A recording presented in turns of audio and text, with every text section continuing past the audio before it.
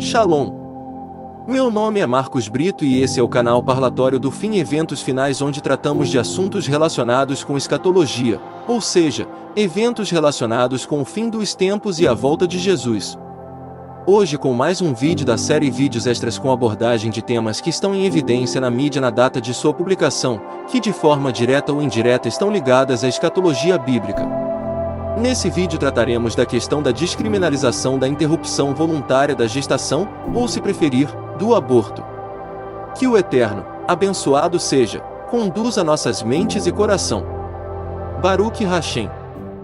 Eventos que marcaram negativamente a história se repetem com refino de crueldade. A legalização do aborto.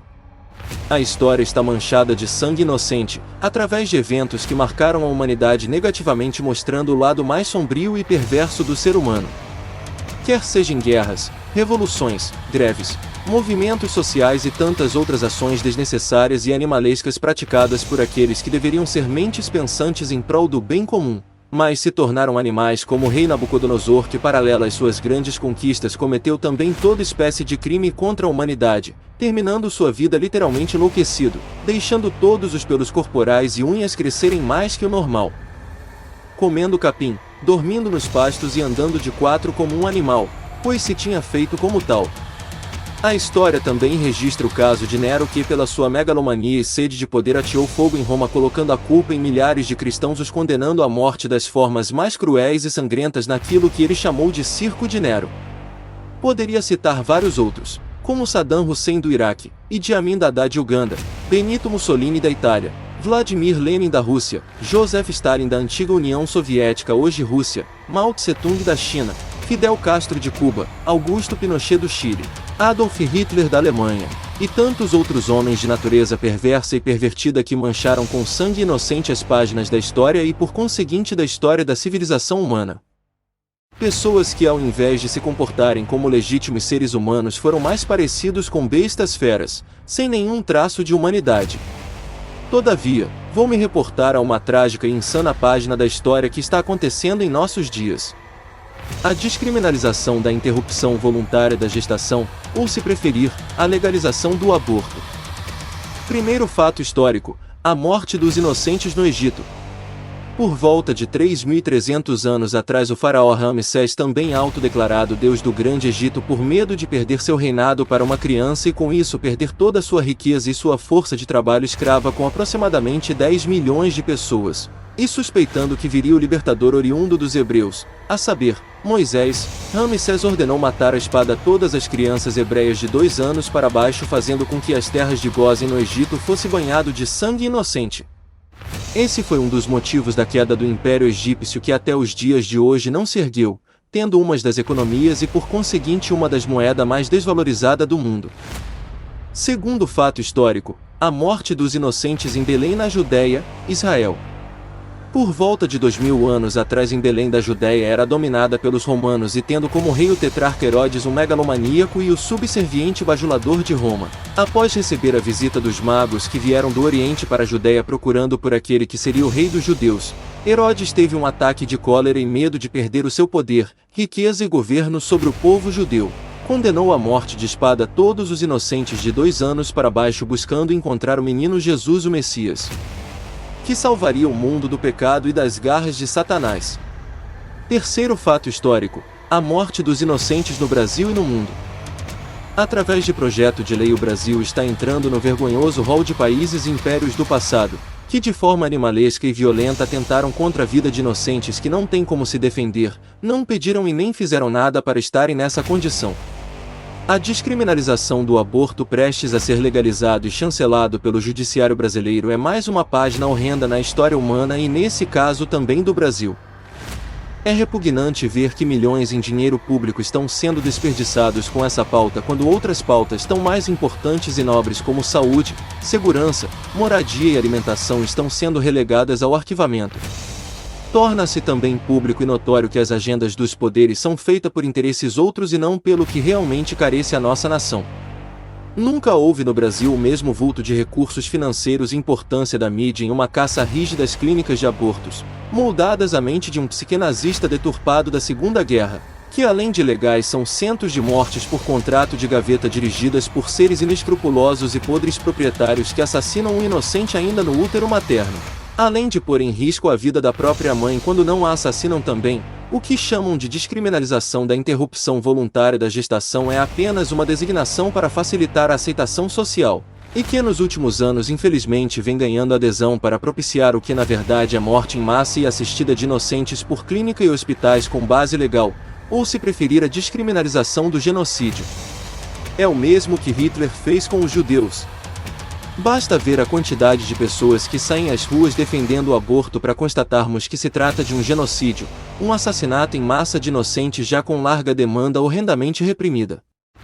Infelizmente significa a corrupção moral, ética e espiritual da sociedade que vivemos. Vale ressaltar que há um número muito grande de pessoas íntegras, honradas, com pilares familiares bem definidos e que não se curvarão a essas mazelas políticas e judiciais. São pessoas nobres e de caráter irretocáveis. Os atores desse filme de terror é um grupo pequeno, mas por se tratar por estarem com as alavancas nas mãos conseguem causar mais estragos. Nos dias finais em que vivemos não é mais suficiente executar crianças de 2 anos para baixo como foram os casos do Egito e da Judéia para exterminar possíveis líderes que venham a surgir e que verdadeiramente pensem em um povo livre do jugo de governantes tiranos e inescrupulosos. Agora estão pensando em os assassinar antes que eles venham a nascer. Parece até com o roteiro dos 6 filmes de O Exterminador do Futuro, onde um robô interpretado por Arnold Schwarzenegger volta ao passado para matar Sarah Connor, a mãe de Sam Connor, que no futuro Sam seria o ícone da resistência em uma sociedade robotizada e alienada como a nossa, que devido às tecnologias estão doentes pelo consumo em massa de informações doentias, produzindo toda espécie de atrofia da razão. Porém não se trata de ficção, mas vida real brasileira e mundial. O mundo espiritual por trás da descriminalização. Assim como aconteceu no Egito e na Judéia, existe um ser espiritual obscuro, perverso, todo feito de essencialmente de maldade e abominação, o qual se esconde por trás de cada um ser humano que advoga essa causa ou defende essa ideia.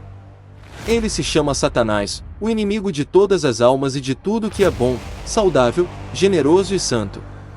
Ele é capaz de queimar toda uma floresta para encontrar apenas uma moeda. Ele é capaz de matar milhares e milhares de vidas e famílias apenas por prazer e povoar o inferno. Assim como aconteceu no Egito com Moisés através de Faraó e aconteceu na Judéia com Cristo através de Herodes. Está acontecendo mais uma vez agora no final dos tempos com os inocentes, porém com uma diferença. Eles, por serem inocentes, mesmo estando sofrendo nas clínicas clandestinas e vindo a sofrer atrocidades ainda maiores, estão salvos em Cristo Jesus, como está escrito no Evangelho de Mateus capítulo 19 verso 14, onde diz que das crianças é o reino de Deus, porém para os que autorizam, consentem e executam o aborto está separado o lago de fogo e enxofre que queimará para todo sempre. É disso que se trata o arbítrio dado por Deus ao homem. O homem pode fazer o que quiser, pode ultrapassar todos os limites ou marcos definidos por Deus, mas responderá por cada ato que fizer no tribunal divino do grande trono branco, como está escrito no livro de Apocalipse capítulo 20 versos de 11 a 15. Assim como o pecado de Ramsés e de Herodes não ficaram encobertos, pelo contrário, os pecados por eles cometidos são conhecidos por todo o mundo até os dias de hoje, não apenas na Bíblia, mas também nos livros de história, antropologia, filosofia, em tábuas de argila e tantos outros que cruzaram milhares de gerações até chegarem aos nossos dias, fazendo-nos conhecê-los quem realmente eles eram. Assim também os pecados e crimes que os Neros e faraós contemporâneos cometem em nossos dias estão sendo escritos nos anais da história e no livro dos nossos atos, conforme descreve Apocalipse 20 verso 12, o qual será aberto junto com o livro da vida, de forma que aquele que não tiver seu nome no livro da vida automaticamente estará em perdição eterna no inferno por tudo que estará escrito no segundo livro, ou seja, o livro dos atos de cada pessoa que existiu, existe e existirá.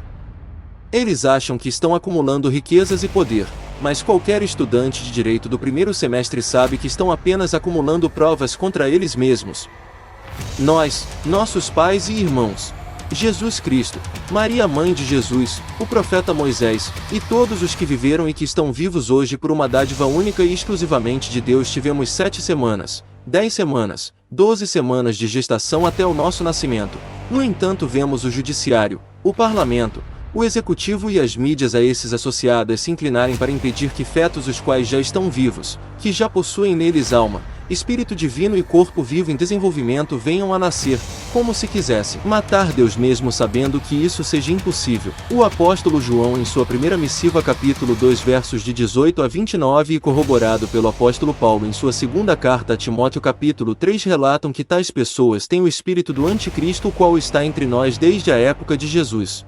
O apóstolo Paulo escrevendo aos crentes de Éfeso disse o seguinte: porque não temos que lutar contra a carne e o sangue, mas sim, contra os principados, contra as potestades, contra os príncipes das trevas deste século, contra as hostes espirituais da maldade, nos lugares celestiais.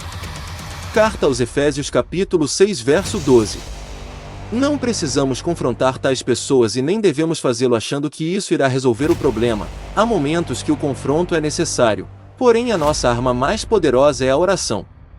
O mal que as pessoas fazem umas às outras são apenas os sintomas, mas a causa são os espíritos das trevas que operam através deles, e isso fazem porque deram lugar à operação de demônios tendo por certo que a sua paga vem rápido e já chegou, aguardando apenas ser manifestada. A oração é a arma mais poderosa que temos e devemos usar, não se esquecendo de tomar a armadura de Deus para que possamos resistir nos dias maus.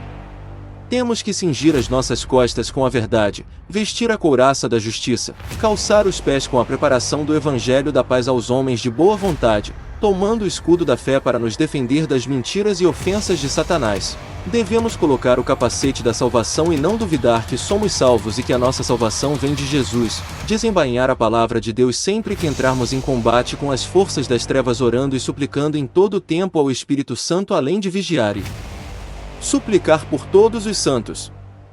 Pois todos os que servem a Jesus estão passando pelos mesmos ataques. Ore a Deus em nome de Jesus e peça ao Espírito Santo discernimento sobre tudo o que está acontecendo no Brasil e no mundo e vos será dado. Baruch Hashem, bendito seja o nome.